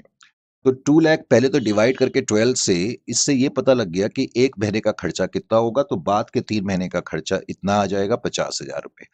अब आप इनको टोटल कर लेंगे, जो ये बता रहा है कि जो 19 लाख का आपने एक्सपेंडिचर करा तो सही, लेकिन इस साल इस साल कंस्ट्रक्शन से संबंधित खर्चा 13,50,000 का रहा। एवरेज एक्सपेंडिचर का मतलब है कि इस साल कंस्ट्रक्शन कंस्ट्रक्शन से रिलेटेड खर्चा कितने साल का कितने रुपए का रहा, पहले तो ये चीज समझनी है। यानी कि इस साल आप कह सकते हैं कि प्लांट के कंस्ट्रक्शन के लिए आपने टेक्निकली हकीकतन 13,50,000 रुपए खर्च करे। अब स्टेप 2 में मैं क्या करूंगा, पहले तो मैं देखूंगा कि जो आपने प्लांट है, करेक्ट, जिसपे कि खर्चा आपका 13,50,000 का लगा। वैसे तो 19 लाख आपने खर्च करे हैं, लेकिन 19 में से इस साल तो 13,50,000 ही लगे ना। अब उस 13,50,000 की फाइनेंसिंग कैसे होगी, फाइनेंसिंग कैसे होगी, इससे मेरा मतलब क्या है। देखो, जो 13,50,000 का खर्चा है, याद है आपको क्वेश्चन में दिया था कि आपने 4 लाख रुपए का लोन इस प्लांट को कंस्ट्रक्ट करने के लिए लिया था। तो 13,50,000 में से स्पेसिफिक लोन, स्पेसिफिक को स्पेशल लोन भी कहते हैं, इसका मतलब है जो पर्टिकुलरली आपने प्लांट के लिए लिया है। बिकॉज आपने 4 लाख रुपए का लोन तो पर्टिकुलरली प्लांट के लिए लिया है, तो 13,50,000 की फाइनेंसिंग तो 4 लाख रुपए से हुई होगी, स्पेशल लोन से हुई होगी। लेकिन जो बच गए, अब 13,50,000 में से 4 लाख में माइनस कर दूंगा तो बच जाएंगे 9,50,000। बाकी 9,50,000 के लिए आपने फंड्स कहाँ से जुटाए, बिकॉज आपने एक नॉन स्पेसिफिक लोन लिया हुआ था जिसको जनरल लोन भी कहते हैं। तो इसका मतलब बाकी की फाइनेंसिंग आपने जनरल लोन से करी होगी। तो इस तरह टोटल जो 13,50,000 का इस साल का एवरेज एक्सपेंडिचर है, उसकी फाइनेंसिंग आपने कुछ अब की बार स्पेशल लोन से करी है, और कुछ आपने जो है नॉन स्पेसिफिक लोन से करी है, कुछ आपने स्पेसिफिक लोन से, कुछ जनरल लोन से करी है। पहले तो ये बात समझ में आनी चाहिए। अब तीसरे स्टेप में मैं क्या करूंगा, अब मैं ये देखने की कोशिश करूंगा कि कितना इंटरेस्ट मुझे कैपिटलाइज करना है। जो स्पेसिफिक लोन है वो 4 लाख का है, और उसका इंटरेस्ट 10% हमें क्वेश्चन में दिया ही हुआ है। तो 40,000 रुपए का खर्चा, एक तो ये हो जाएगा इंटरेस्ट का, और जो जनरल लोन आपने 23 लाख रुपए का लिया हुआ है, 23 लाख का, उसमें से 9,50,000 का जो लोन है, अब हमने देख लिया उसका भी इस्तेमाल कंस्ट्रक्शन के लिए हुआ है। जन जो नॉन स्पेसिफिक लोन है 9,50,000 है, तो 23 लाख, उसमें से 950 आपने कंस्ट्रक्शन के लिए इस्तेमाल कर लिए, लेकिन उसका रेट ऑफ इंटरेस्ट आपको 12% दिया है, तो 1,14,000, तो हम कह सकते हैं कि 1,54,000 रुपए का टोटल इंटरेस्ट मैं अब की बार कैपिटलाइज करूंगा। तो इस तरह के क्वेश्चंस में आपको समझ में आना चाहिए। दूसरा, अगर क्वेश्चन ये पूछता है कि टोटल अमाउंट कितना कैपिटलाइज करेंगे, तो प्लांट की कॉस्ट अब आप 13,50,000 मत लिख देना, प्लांट की कॉस्ट तो 19 लाख की लगी ना। भाई टोटल जो खर्चा होगा वो तो आपने ये देखने के लिए कि इस साल कितना खर्चा था, बाकी टोटल कॉस्ट तो प्लांट की 19 लाख ही है ना, जो सारे खर्चों का टोटल है, और प्लस जो इंटरेस्ट आपने कैपिटलाइज करा, तो इस तरह से टोटल इतना अमाउंट आप कैपिटलाइज करेंगे। केस स्टडी थर्ड के बाद केस स्टडी 4 को देखें, ये भी पिछले क्वेश्चन से मिलती जुलती है, लेकिन थोड़ा सा थोड़ा सा क्या, वैसे तो सेम ही है, लेकिन फिर भी चलो मैं करा देता हूँ। वो कहता है कि पाई लिमिटेड नाम की कंपनी है, 17-18 में उसने एक एक्सपेंडिचर करा, प्लांट पे पहले 5 लाख खर्च करे 1/4 को, फिर 1/8 को 12 लाख, फिर 1/1/2018 को 2 लाख, और उसने एक स्पेशल लोन 4 लाख का लिया है, बिल्कुल पिछले क्वेश्चन की तरह है। कह रहा है K five limited is also having a non specific loan of 30 lakh at an interest of 12%, ये तो पिछले क्वेश्चन की तरह ही हो गया। तो पहले तो आप क्या करेंगे, वही एवरेज एक्सपेंडिचर कंप्यूट करेंगे, जो 5 लाख रुपए आपने खर्च करे, तो 5 लाख डिवाइडेड बाई 12, और बिकॉज ये ईयर की बिगनिंग में करे तो 12 से डिवाइड करेंगे, तो 12 महीने का खर्चा 5 लाख आ जाएगा। दूसरा खर्चा आपने अगस्त में करा है, तो ये 8 महीने के लिए यूज हुआ, 12 लाख को 12 से पहले डिवाइड करके 1 महीने का खर्चा देखेंगे, 8 महीने का खर्चा 8 लाख हो गया। इसी तरह से फिर ये पिछले क्वेश्चन की तरह ही है, बिल्कुल सेम क्वेश्चन ही हो गया, रिपीट हो गया, 13,50,000 वही चीज है। तो 13,50,000 की फाइनेंसिंग, 4 लाख जो है वो स्पेसिफिक से हुई, 9,50,000 इससे हुई, और कितना इंटरेस्ट आप कैपिटलाइज करेंगे, ये वही चीज आ गई है, तो इसलिए ये क्वेश्चन रिपीट हो गया है। तो अब आप इस क्वेश्चन को देखें, बेसिकली केस स्टडी 6 को। K6 limited started construction of a building on 1/4/2017 and for the same took a special loan of 10 lakh at 10% per annum. तो इन्होंने इस पर्पस के लिए एक इंटरेस्ट लिया, और जो कि 10% के हिसाब से लिया। K6 limited is also having other outstanding loan, तो 10 लाख का तो स्पेशल लोन है और कुछ आउटस्टैंडिंग लोन है, लेकिन अब की बार फर्क क्या है, इससे पहले के हमने जो 2 क्वेश्चन करे थे उसमें जो नॉन स्पेसिफिक लोन दिया हुआ था वो एक सिंगल लोन दिया था। जैसे केस स्टडी 4 जो हमने करी थी उसमें 23 लाख का स्पेशल नॉन स्पेसिफिक लोन था, और जो केस स्टडी 2 ये थी, इसमें भी करीब 30 लाख का स्पेशल लोन था, लेकिन सिंगल था। लेकिन अब की बार वो क्या कहता है, पर्टिकुलरली कंस्ट्रक्शन ऑफ बिल्डिंग के लिए तो आपने 10 लाख रुपए का स्पेशल लोन लिया है, लेकिन जो नॉन स्पेसिफिक लोन है, other outstanding loan, other outstanding का मतलब नॉन स्पेसिफिक लोन, जो जनरल लोन है, अब की बार वो एक नहीं है, वो दो है। एक तो 50 लाख का लोन है जिसपे कि 12% के हिसाब से इंटरेस्ट है, एक 100 लाख का लोन है जिसपे 14% के हिसाब से इंटरेस्ट है। तो अब की बार जो नॉन स्पेसिफिक लोन है वो सिंगल नहीं है, वो दो लोन है, ये समझ में आना है। फिर एक्सपेंडिचर तुम्हें दिया हुआ है बिल्डिंग पे किस किस तरीके से हुआ है। एक तो बिगनिंग में आपने 20 लाख रुपए का खर्चा करा, फिर 25 लाख का करा, फिर 45 लाख का करा, फिर आपने 12 लाख रुपए का खर्चा करा, ये तो टोटल खर्चा हुआ। लेकिन इस खर्चे में से इस साल संबंधित खर्चा कितना रहा वो जरा हम देखने की कोशिश पहले करेंगे, तो उसके लिए हमें एवरेज एक्सपेंडिचर पहले कंप्यूट करना पड़ता है। पहला खर्चा 20 लाख को है, ईयर की बिगनिंग में है। पहले तो आप इसको 12 से डिवाइड कर लें, इसका इस्तेमाल 12 मंथ्स के लिए हुआ, 12 से मल्टीप्लाइड करें तो 20 लाख ही ये आ जाएगा। दूसरा खर्चा आपने अप्रैल में नहीं करा, मई में नहीं करा, जून में नहीं करा, पहले 3 महीने में नहीं करा, इसका मतलब ये 9 महीने का खर्चा है।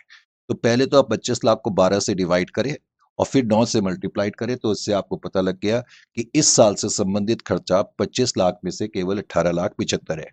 इसी तरह 45 लाख का यूज 6 महीने के लिए हुआ है, तो 45 लाख डिवाइडेड बाय 12 इंटू 6 करके आपको पता लग गया, 45 में से वैसे भी समझा जा सकता है ये 6 महीने का खर्चा है, इसका आधा ही कर दो, 22,50,000।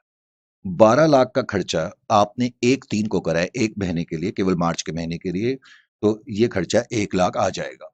तो टोटल जो आपने खर्चा करा है, करेक्ट, उस खर्चे में से 62,25,000 इस साल से संबंधित खर्चा है प्लांट पर, 62,25,000। अब इस केस में आपको एक और चीज करनी होगी। लेकिन एक चीज करने से पहले तो मैं ये देख लूं कि इसकी जो फाइनेंसिंग हुई इस खर्चे की वो कैसे हुई। अब 62,25,000 है, तो 62,25,000 में से 10 लाख की जो फाइनेंसिंग हुई होगी वो तो स्पेशल लोन से हुई होगी, क्योंकि हमने 10 लाख का स्पेशल लोन लिया हुआ था इस खर्चे को पूरा करने के, प्लांट के कंस्ट्रक्शन के लिए। तो 62,25,000 में से 10 लाख की फाइनेंसिंग हम कह सकते हैं स्पेशल लोन से ली होगी, हुई होगी। और जो बच जाएगा 52,25,000, इसकी जो फाइनेंसिंग होगी नॉन स्पेसिफिक से होगी। लेकिन अब की बार सम प्रॉब्लम क्या है, जो नॉन स्पेसिफिक है, मैंने कहा एक लोन नहीं है, वो दो लोन तुम्हें दिए हुए थे। करेक्ट, एक 50 लाख का लोन था, एक 100 लाख का लोन था, और दोनों का इंटरेस्ट अलग अलग था। और हमें ये पता थोड़ी है कि 52,25,000 क्या हमने 50 लाख से लिए हैं या हमने 100 लाख से लिए हैं, ये भी हमें पता नहीं है। उसने ऐसा तो नहीं लिखा ना कि 52,25,000 की जो फाइनेंसिंग है जो कि जनरल लोन से हुई होगी, और जनरल लोन दो हैं, एक 50 लाख का, एक 100 लाख का, और दोनों का रेट ऑफ इंटरेस्ट भी अलग अलग है। क्योंकि बाद में जब मैं इंटरेस्ट कैपिटलाइज करूंगा तो स्पेशल लोन का तो जो इंटरेस्ट है वो तो ठीक है, लेकिन जो इसका इंटरेस्ट है उसको मैं कैसे कैपिटलाइज करूंगा, क्योंकि उसमें तो दो रेट ऑफ इंटरेस्ट है ना। जो नॉन स्पेशल लोन है आपको जो क्वेश्चन में दिए हुए थे वो ये दिए हुए हैं, एक 50 लाख का लोन 12% के हिसाब से, एक 14% के हिसाब से। तो आप क्या करोगे, इनका एक एवरेज इंटरेस्ट कंप्यूट कर लोगे। यानी कि अगर जनरल लोन एक से ज्यादा होंगे तो उसमें आपको एक स्टेप और करना पड़ेगा, जिसको हम बोलते हैं weighted average rate of interest for general borrowings. हालांकि ये वेटेड एवरेज सिर्फ कहने के लिए, ये नॉर्मल सिंपल एवरेज ही आएगी। आप जरा ध्यान से देखें, पहले मैंने 50 लाख का जो जनरल लोन है उसका 12% देखा, 6 लाख आ गया। जैसे आप अपने कैपिटल बजटिंग में भी बहुत कॉस्ट ऑफ कैपिटल कंप्यूट करते वक्त भी इस तरीके से करा करते थे। 100 लाख का अमाउंट है जनरल बोरोइंग्स का, दूसरे वाले का, उसका 14% इंटरेस्ट है, तो 14% ऑफ ये 14 लाख आ जाएगा, टोटल 20 लाख। यानी कि हम कह सकते हैं कि 150 लाख पे कुल इंटरेस्ट 20 लाख है। तो 20 लाख को अगर मैं 150 लाख से डिवाइड कर दूं तो 13.33% आ रहा है, जिसको हम weighted average rate of interest बोलेंगे। यानी कि जनरल बोरोइंग्स हम मान लेंगे 150 लाख की है, और हम ये मान लेंगे कि उस पे रेट ऑफ इंटरेस्ट 13.33% है। तो अब मुझे कैपिटलाइजेशन ऑफ इंटरेस्ट कंप्यूट करने में कोई प्रॉब्लम नहीं आएगी। जो स्पेसिफिक लोन है वो 100 लाख का है, सॉरी 10 लाख का है। 10 लाख का तो रेट ऑफ इंटरेस्ट दिया ही है, वो इतना आ जाएगा। लेकिन जो जनरल बोरोइंग्स है, वैसे तो 150 की है, उसमें से 52,25,000 का इस्तेमाल हमने जो है कंस्ट्रक्शन ऑफ बिल्डिंग के लिए करा। तो 52,25,000 को अब मैं 13.33% से मल्टीप्लाइड कर करके ये इंटरेस्ट देखूंगा, और इस तरह से मेरा टोटल इंटरेस्ट का खर्चा जो मैं कैपिटलाइज करूंगा वो इतना आ जाएगा। करेक्ट, तो ये चीज आपको मालूम होनी चाहिए। अब एक लास्ट चीज है जो मुझे आपको समझानी थी, ये एडवांस लेवल का पॉइंट है। याद है आपको शुरू में मैंने बताया था कि अगर कोई एक्सचेंज डिफरेंस आता है फॉरेन करेंसी बोरोइंग की वजह से, अगर कोई एक्सचेंज डिफरेंस है फॉरेन करेंसी बोरोइंग की वजह से है, तो ऐसी सिचुएशन में फिर हमें कुछ एडजस्टमेंट करनी पड़ती है। हमें यह देखना पड़ता है कि जो एक्सचेंज डिफरेंस है उसका कितना हिस्सा हम बोरोइंग कॉस्ट माने। तो ये पॉइंट समझाने के लिए मैंने ये केस स्टडी ली। अब ये केस स्टडी जो भी है, केस स्टडी, करेक्ट। अब इस केस स्टडी को आप ऐसे समझें, एक F18 लिमिटेड नाम की कोई एंटिटी है, और 1/4/2021 को हम मान लेते हैं कि उसने एक लोन रेज करा, और $10,000 का करा, और ए स्पेसिफिक प्रोजेक्ट, यानी कि किसी पर्टिकुलर प्रोजेक्ट को फाइनेंस करने के लिए हमने लोन लिया है।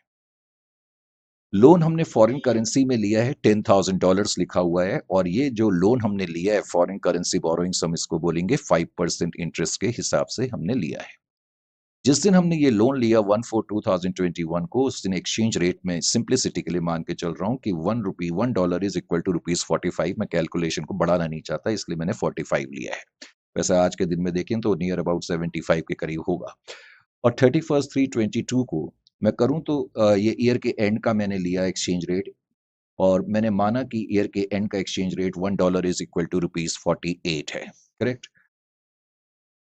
अब मैंने तुम्हें इस पे एक लाइन और लिखाई कि दिस लोन अगर हमने बाहर से नहीं लिया होता, इंडिया से लिया होता, this loan could have been borrowed by the company in India, और ये लोन हमने इंडिया से अगर लिया होता तो उस पे मुझे 11% का इंटरेस्ट देना पड़ता। अब मैं सबसे पहले तो इस क्वेश्चन को एनालाइज कर लेता हूं। एनालाइज मैंने करा, करेक्ट। लोन मैंने 1/4/2021 को $10,000 का लिया है। उस दिन का जो रेट है वो ₹45 है। AS11 भी आप कर चुके हैं। AS11 में आपको मालूम है कि जितनी भी फॉरेन करेंसी ट्रांजैक्शन होती है, जब हम उसकी इनिशियल रिकॉर्डिंग करते हैं, मान लेते हैं ये जो लोन मैंने फॉरेन करेंसी में लिया, अब मैं इसको इंडियन करेंसी में नोट करना चाहता हूँ, तो जिस दिन मैंने लोन लिया उस दिन जो एक्सचेंज रेट चल रहा है मैं उससे मल्टीप्लाइड करूंगा, तो मैं कह सकता हूँ कि इंडियन करेंसी में ये लोन 4.5 लाख के बराबर है। लेकिन अगर इतना ही लोन मैंने इंडिया से रेज करा होता तो मुझे 11% इंटरेस्ट देना पड़ता, बिकॉज ये लोन मैंने बाहर से लिया है तो इस पे मुझे 5% इंटरेस्ट देना पड़ रहा है, शायद इसीलिए मैंने बाहर से लिया है। लेकिन यही लोन मैं इंडिया से रेज करता तो 11% का करता, क्योंकि मैंने यहाँ पर इस लाइन में ये लिखाया भी है कि if this loan could have been borrowed from India, लेकिन इंडिया से बोरो करते तो 11% का इंटरेस्ट फिर मुझे देना पड़ता। ये बात आपकी समझ में आ गई है या नहीं आ गई है सर? बिल्कुल आ गई है, मजा आ गया, मजा आ गया, वेरी गुड। अब 31/3/2022 को मैं पहुंचा। $10,000 मैंने ये देखने की कोशिश करी, करेक्ट, क्योंकि जितने भी फॉरेन करेंसी आइटम्स होते हैं, खासतौर से जो नॉन मॉनेटरी मॉनेटरी आइटम्स आपने पढ़े हुए हैं, ये बेसिकली क्या है? मॉनेटरी आइटम है, लोन, करेक्ट। जितने भी मॉनेटरी आइटम्स होते हैं, तो बैलेंस शीट की डेट को जो एक्सचेंज रेट चल रहा होगा फाइनेंशियल्स में, फिर हम उसके हिसाब से रिकॉर्ड करेंगे। तो $10,000 है, 48 है, और अब इसकी वैल्यू 4,80,000 हो गई। इसका मतलब ये जो डिफरेंस है 30,000, 4,50,000 और 30,000, ये मेरे लिए लॉस हो गया। इसको मैं बोलूंगा ये एक्सचेंज डिफरेंस है। ये लॉस एक्सचेंज डिफरेंस की वजह से हो गया, क्योंकि मेरी लायबिलिटी बढ़ गई। अब मुझे 450 के बजाय 480 चुकाने पड़ेंगे। इजंट इट और नॉट? आइए जी, वैसे तो इतना लंबा चौड़ा सॉल्यूशन करने की जरूरत नहीं है, लेकिन मुझे कुछ समझाना भी होता है। मैं अगर आपसे एक सिंपल क्वेश्चन पूछूं, interest for the period on foreign currency borrowings, अगर मैं फॉरेन करेंसी बोरोइंग्स पे इंटरेस्ट कंप्यूट करूंगा ना, तो कितना इंटरेस्ट कंप्यूट करूंगा इस साल का? पहले तो मैं ये देखूंगा करंट ईयर के एंड में मेरी जो बोरोइंग्स हैं, करंट ईयर के एंड में foreign currency borrowing Indian currency के बराबर कितनी है। तो हम देख ही चुके हैं, 10,000 इंटू 48, 4,80,000 है, correct, foreign currency borrowings. Because हमने बाहर से इंटरेस्ट ये लोन लिया हुआ है, तो 5% के हिसाब से इस पे इंटरेस्ट आ तो रहा है 24,000 का। चलो ठीक है। अब एक्सचेंज डिफरेंस मैं आपको बता ही चुका हूं। एक्सचेंज डिफरेंस के लिए हम ये देखते हैं कि बिगनिंग का एक्सचेंज रेट $10,000 इंटू 45 और क्लोजिंग एक्सचेंज रेट $10,000 इंटू 48, तो 30,000 का डिफरेंस ये मैं आपको बता ही चुका हूं। फिर मैंने आपको ये भी बताया कि अगर ये लोन हमने इंडिया से रेस करा होता है, याद रखो लोन आपने जो रेस करा है वो 4,50,000 के बराबर करा है इंडियन करेंसी में बिगनिंग की डेट को, और यही लोन आपने अगर इंडिया में से रेस करा होता तो उस पे तो आपका इंटरेस्ट, क्योंकि इंडिया में अगर आप बोरो करते 4.5 लाख, तो ईयर के एंड में भी 4.5 लाख ही रहते, इजंट इट? तो इसलिए 4.5 लाख पर ही 11% लगाएंगे, यहाँ 480 नहीं करेंगे, 480 हम यहाँ पर करेंगे। Is it clear to you? तो 4,50,000 का 11% 49,500 बनता, यानी कि इंडियन करेंसी में अगर मैं ये लोन लेता तो मुझे 49,500 देने पड़ते, लेकिन अब मैं इंटरेस्ट का खर्चा कितना दे रहा हूँ? 24,000 का दे रहा हूँ, और एक्सचेंज डिफरेंस आपका 30,000 रुपए का आ चुका है। जरा ध्यान से समझने की कोशिश करें। Interest on foreign currency borrowings 24,000 है, जो कि मैंने बताया। अगर मैं इंडिया से लेता, जिसको हम बोलते हैं लोकल बोरोइंग्स, तो 49,500 का इंटरेस्ट बनता। इनका जो डिफरेंस है वो कितना है? 25,000 है, 25,500। अब एक चीज ध्यान से समझें, हकीकत तो ये है कि आपने लोन तो लिया है और किसी प्रोजेक्ट को फाइनेंस करने के लिए लिया है, चाहे आपने लोन इंडिया से लिया हो चाहे बाहर से लिया हो। यहां आपने बाहर से लिया है, तो जो लोन आपने बाहर से लिया है उसका जो इंटरेस्ट है वो तो कैपिटलाइज होगा ही होगा, ये तो बोरोइंग कॉस्ट होगी होगी, इसमें थोड़ी कोई डाउट है, इसमें किसी तरीके का कोई डाउट नहीं है। ये वाला इंटरेस्ट तो कैपिटलाइज होगा ही होगा, क्योंकि ये लोन आपने बाहर से लिया है, उस पर आप इतना इंटरेस्ट पे कर रहे हैं, तो ये बोरोइंग कॉस्ट है, इसमें तो कोई डाउट ही नहीं है। लेकिन जो मेन मुद्दा था वो ये था कि जो ये एक्सचेंज डिफरेंस आया, मैंने जो शुरू में भी आपको बताया, ये जो एक्सचेंज डिफरेंस आ रहा है इस फॉरेन करेंसी बोरोइंग की वजह से, एक्सचेंज डिफरेंस जो आ रहा है एक्सचेंज रेट के डिफरेंस की वजह से, इस एक्सचेंज डिफरेंस का कितना हिस्सा कैपिटलाइज करें, मैंने शुरू में भी आपको बताया था। मेन मुद्दा बेसिकली ये होता है बहुत से लोगों को ये क्वेश्चन समझने में प्रॉब्लम होती है। एक्चुअली इसमें एक ही चीज है। पहले तो आपको ये क्लियर होना चाहिए कि जो फॉरेन करेंसी पे आपने इंटरेस्ट लिया है ना, ये इंटरेस्ट तो निश्चित रूप से कैपिटलाइज होगा। ये बोरोइंग कॉस्ट है, इसमें तो कोई डाउट ही नहीं है। मेन मुद्दा ये है कि जो एक्सचेंज डिफरेंस है, जो कि नॉर्मली हम स्टेटमेंट ऑफ पीएनएल में ले जाते हैं, ये नॉर्मली हम स्टेटमेंट ऑफ पीएनएल में ले जाते हैं, एस 11 में भी हमें मालूम है। लेकिन अब हमें यह देखना है कि इस इंटरेस्ट का क्या कुछ पोर्शन कैपिटलाइज हो सकता है या सारा का सारा इसको हम स्टेटमेंट ऑफ पीएनएल में ले जाएं, बस ये देखना है। अब ये कैसे देखेंगे? ये देखने के लिए आपको क्या करना होगा, अब आप ये देखें, जो डिफरेंस आ रहा है इंटरेस्ट का दोनों बोरोइंग्स का, ये इंटरेस्ट 25,500 का आ रहा है। देख लिया आपने? बस ये जो डिफरेंस है ना, ये 25,500 का जो डिफरेंस है, इसको आप कैपिटलाइज करेंगे इसमें से। यानी कि इस 30,000 में से 25,500 भी कैपिटलाइज होगा, और जो बच जाएगा 4,500 केवल वही स्टेटमेंट ऑफ पीएनएल में जाएगा, जो कि मैंने यहां पर थोड़ा और क्लियर अंदाज में कर दिया। फॉरेन करेंसी एक्सचेंज लॉस 30,000 का है, या एक्सचेंज डिफरेंस 30,000 का है। अब मैंने कहा इसमें से 25,500 आपको बोरोइंग कॉस्ट माननी पड़ेगी। Is it clear to you? और इसको भी आप कैपिटलाइज करेंगे। स्टैंडर्ड ये कहता है, स्टैंडर्ड कहता है ये लोन आपने बाहर से लिया है, बाहर से लेकर के आप 25,500 बचा भी तो रहे हो ना, तो इसलिए उसको इंटरेस्ट का खर्चा क्यों माना जाए? बेवजह आप क्यों अपने प्रॉफिट और लॉस अकाउंट में डेबिट कर रहे हो? तो उसको आप अपने फिक्स्ड एसेट में डेबिट करो। Is it clear to you? तो इसका मतलब ये खर्चा कैपिटलाइज करेंगे, बाकी हम जो है स्टेटमेंट ऑफ पीएनएल में ले जाएंगे। मेन मुद्दा ये है इन क्वेश्चन में। मैं इसको और ज्यादा डिटेल में अभी बता देता हूँ एक क्वेश्चन और करा करके।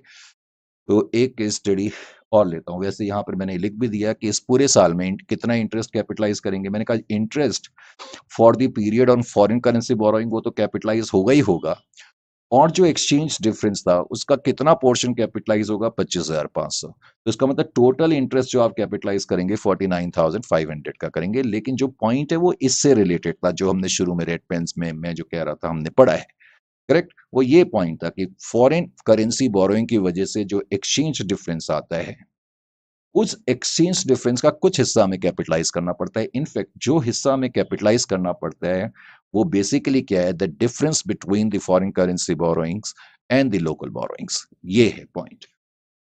एक और क्वेश्चन करा करके इसको फिनिश अप करते हैं। ये एक और केस स्टडी, इनफैक्ट ये पिछली केस स्टडी ही है, ये पिछली केस स्टडी ही है, करेक्ट? बस ये है कि इसमें मैंने ये ऐड कर दिया, सपोज अभी मैंने कहा था कि अगर ये लोन मैंने इंडिया से रेस करा होता तो मैं 11% का इंटरेस्ट देता, लेकिन अगर मैं कहूं कि मैं इंडिया से ये लोन रेस करता और मैं 13% का इंटरेस्ट देता, तो अब क्या पोजीशन होगी? सब कुछ तो वही है। तो अब मैं इसको थोड़ा शॉर्ट में करता हूं। बेसिकली हमें कंप्यूट क्या करना है? हमें कंप्यूट करना है कितना इंटरेस्ट कैपिटलाइज करें।